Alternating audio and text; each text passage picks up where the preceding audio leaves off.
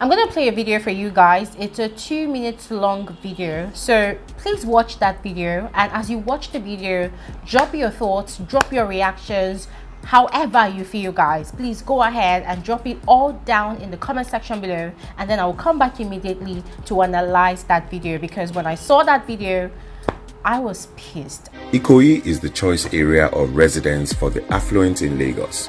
Those who can afford it choose it for its serenity and security. From an aerial view, Banana Island and its environs are breathtaking, with its fast developing luxurious architectural masterpieces, beautifully arranged tree-lined streets, and quiet, serene environment. However, at close quarters, Tonbo Onikoyi Road and Banana Island Road residents are hit with a stark reality. They live in a ghetto. They are now overrun with street hustlers, squatters, unregistered taxis yelling out destinations. It's basically a scene you would usually find at overcrowded bus stops, reminiscent of Ajegule. There are multiple food sellers, barbershops, thugs, and gambling stations at every turn, perched under trees. There are boys clustered in large groups, smoking hemp and watching residents.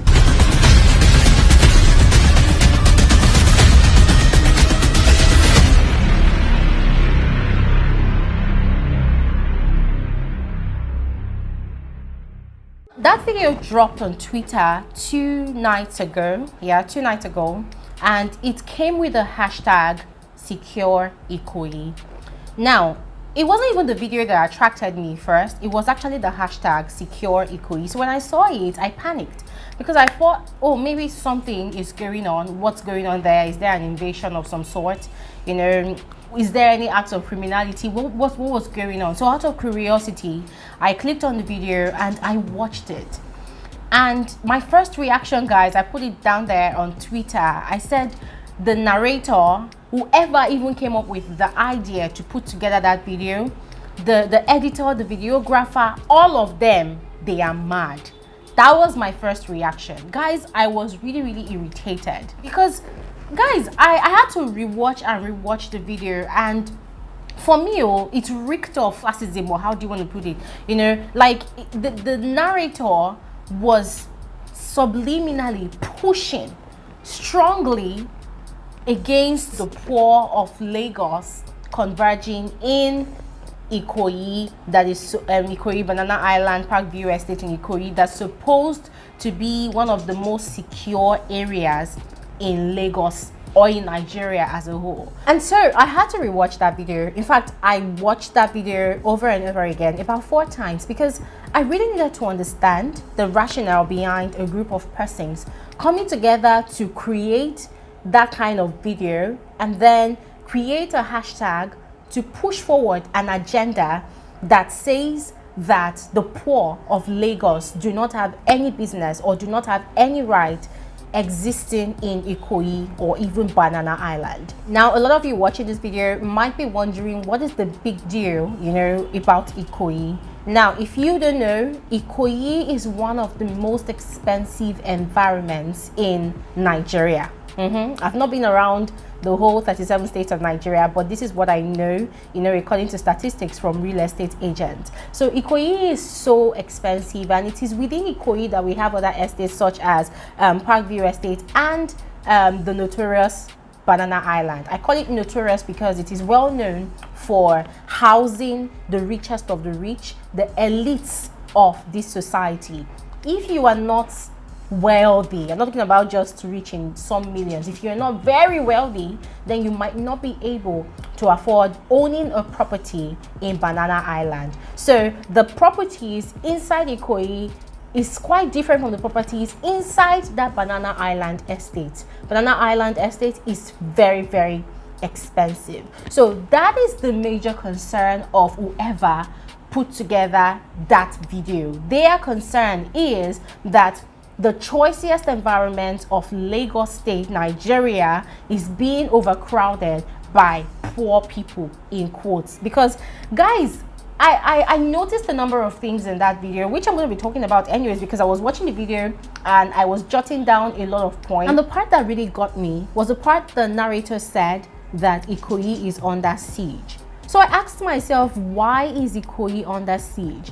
And then there was this other part on the video where the narrator was highlighting some reasons. He said that street hustlers, unregistered taxis, street urchins, overcrowded bus stops, food sellers, barber shops, gambling shops, and the people whom he called trespassers have invaded the privacy and the exclusivity of Ikoyi and Banana Island. Guys, that part really got me, because I felt like this person sounds so classist. This person is just like an Uncle Tom.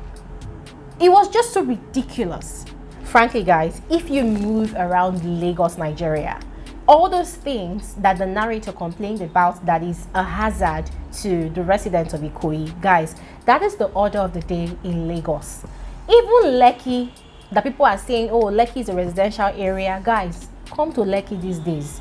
You will see people all over the place. It's not like these people are evil people. I mean, these are citizens of Nigeria, fellow citizens like you and I. These are people that are hustling. Why? Because the economy of this country is a total mess. Nigeria at the moment is very, very unbearable for people to live in. You wake up every day, there's one problem or the other. You're not even sure of how you're going to even survive, because the small source of income that you have, things are just increasing in price on a daily basis. There's a crazy hike in fuel price at the moment. Everything is just going crazy, as if there's no regulation, as if there's no law and order. It's like a free-for-all nation. Those who have access to the resources, those who have the money, they are doing whatever they want to do. And then the masses, the poor masses, who are like, let's say 80% of the population, they are struggling, they are hustling. So for them, the mainland is no longer enough to actually chase their dreams or even go about their daily hustles, because the mainland is saturated. The mainland of Lagos is one of the most congested areas of Nigeria. Very, very congested. Let me explain to you guys why there's a lot of activities ongoing at Ikoyi these days. If you visit Banana Island or even Ikoyi itself, you find out that there's a lot of building projects going on. Just as some people are complaining that, oh, there's no money in the country, people are suffering, that's the same way a lot of people are buying properties, a lot of people are buying lands, a lot of people are building big, massive structures. Now, who are those people working on those building sites? It's basic human beings, you know, men, women who are looking for a source of income. So they've probably applied for jobs at different places, or some of them are probably professional engineers. That is their source of livelihood. So these are the people that are actually working on those sites. Now, people working on those sites, won't they eat? Won't they take care of themselves? Because what people don't understand is most of these building jobs going on, a lot of these engineers that work on those sites, some of them, they sleep on site.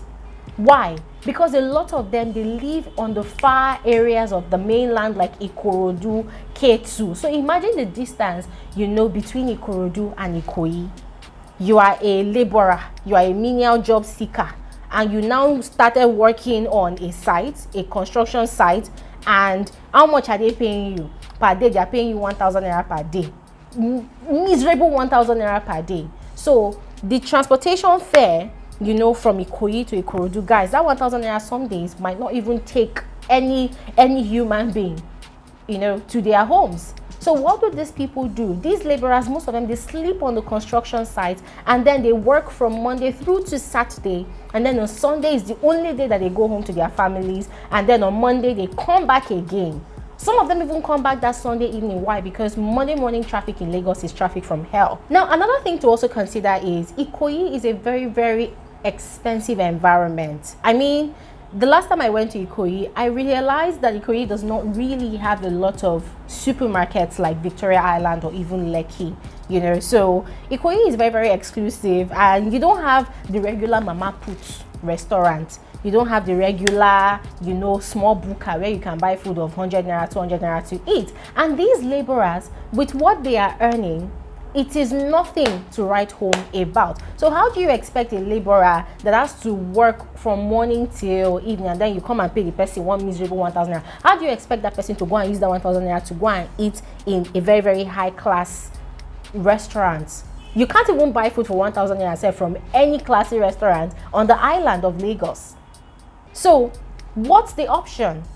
Some people would think of the prospect of, okay, fine, these laborers are working, they need food, they need water, you know, at a very, very affordable rate. And so people will now start setting up small food stands to sell rice, 15 naira, beans, 15 naira, that kind of thing. This is their own way of making provisions for their fellow Nigerians who cannot afford the rich lifestyle. Via that same method, these people who are the roadside food sellers, they also make money for themselves, because those ones too, they have to feed their families, they have to feed themselves as well, they have to survive.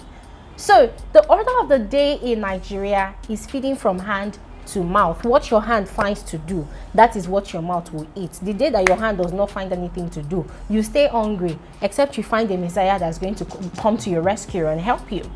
You know, so guys, if you want to think about it, this is the situation in Lagos at the moment. Now, it is not only those laborers that actually patronize all these roadside businesses. I'm talking about even the domestic staff of all these so-called rich elites that live in that Ikoyi.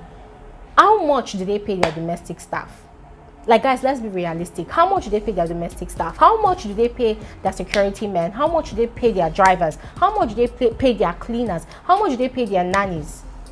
Guys, these are questions that narrator should ask himself, because when I was listening to that person talk, I was just very, very upset, because that person was trying to sound like, oh, Ikoyi is one island that exists on top of Nigeria, not within Nigeria. Whoever put together that video should have put in a lot of thought into the situation of those people that he unlawfully featured their faces without their consent in that video. And that is another case to even talk about for another day.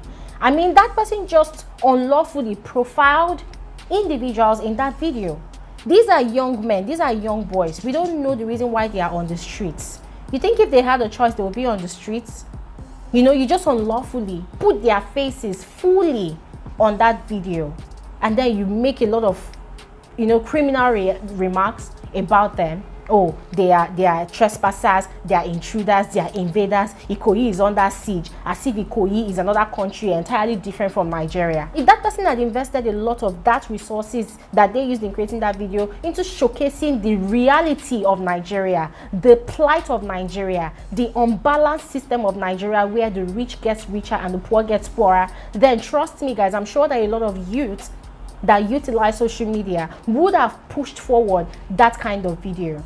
But guys, you need to go onto Twitter and see a lot of people's reactions. People are angry. I am angry. I saw that video and I kept on insulting whoever put together that video, because that video reeks of a lot of classism. That video reeks of a lot of hate for the masses in Nigeria. My conclusion on the matter is that video, that hashtag should have been secure Nigeria, not secure Ikoyi. If the elites of Lagos are tired of having to deal with masses springing up from the mainland to the island, then they should start pressurizing the government of this country to do better, to improve the educational system, to improve the health sector, to make sure that they provide jobs for a lot of people out there. Because trust me, the population of people in Nigeria who are jobless, guys, it far supersedes the population of people who are employed, period.